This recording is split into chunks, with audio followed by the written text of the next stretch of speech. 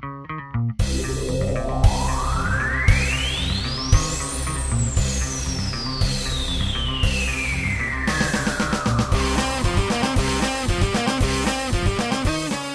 everybody, it's me, Julz Chan again, and welcome to another installment of Julz Chan's Movie Corner. Today we are talking about Pixels. Basic summary: aliens come down and attack the planet Earth in the form of video game characters, things like Galaga spaceships, or Centipede, or Pac-Man, or Donkey Kong, or even Tetris of all things.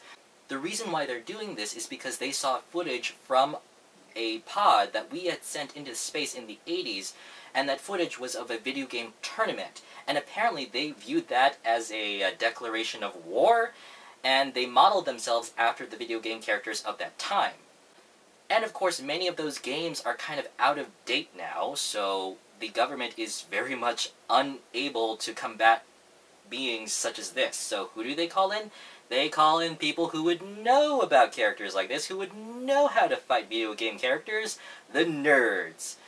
Now, obviously, if you had any ties or any feelings of nostalgia for these video games, then that's great. You would think that this movie was made for you. And also, it tries to be nerd empowering. You know, the government can't handle this. We have to do it. We have to save the world. Let's put our hand-eye coordination to the test.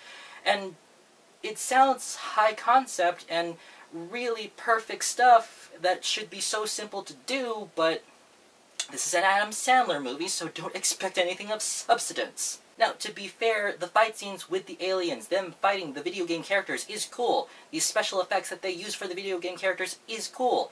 All of it, really cool. Centipede come to life, seeing Pac-Man come to life and trying to eat you, and you trying to hit him, or you trying to fight against Donkey Kong, that was cool. But just because the style is cool does not mean it can excuse bad substance. Remember, don't do style over substance.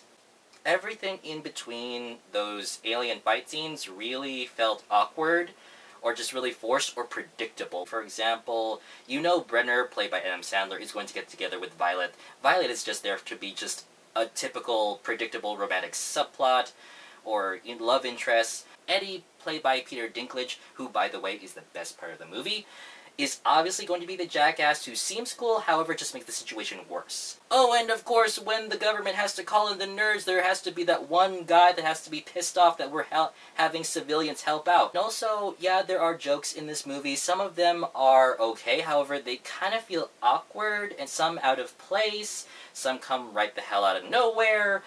And the few jokes that are funny aren't necessarily memorable. This movie had a lot of potential, but was just squandered. Like, for example, Matt and Brenner, they kind of talk about old-fashioned games, like old versus new. That could have been something that could have gone on throughout the entire movie between them, you know, following patterns versus playing a game that's random. It could have been something like with the Lego movie versus following the instructions versus doing your own thing. It could have been something clever like that throughout the whole movie, but they only address it like 3 times only, and very vaguely. And also, let's talk about the actors. Adam Sandler as Brenner.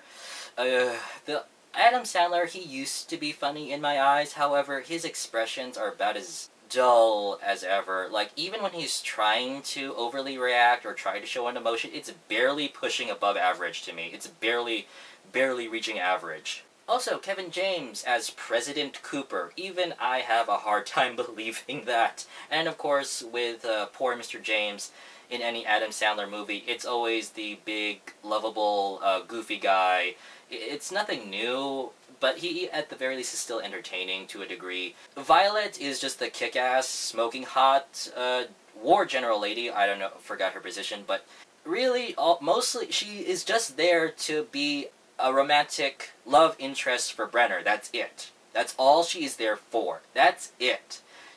I could actually watch this movie without her, and I don't think we would lose anything. Not that there was much to begin with. And of course, and Josh Gad as Ludlow, I am sorry, I don't mean to shame anybody, but he kind of portrays the really sad kind of nerd. The very stereotypical, cliche nerd who lives in the basement, who has no social life, who is conspiracy theorist, has no friends, and his unhealthy obsession. That is just so cliche, really.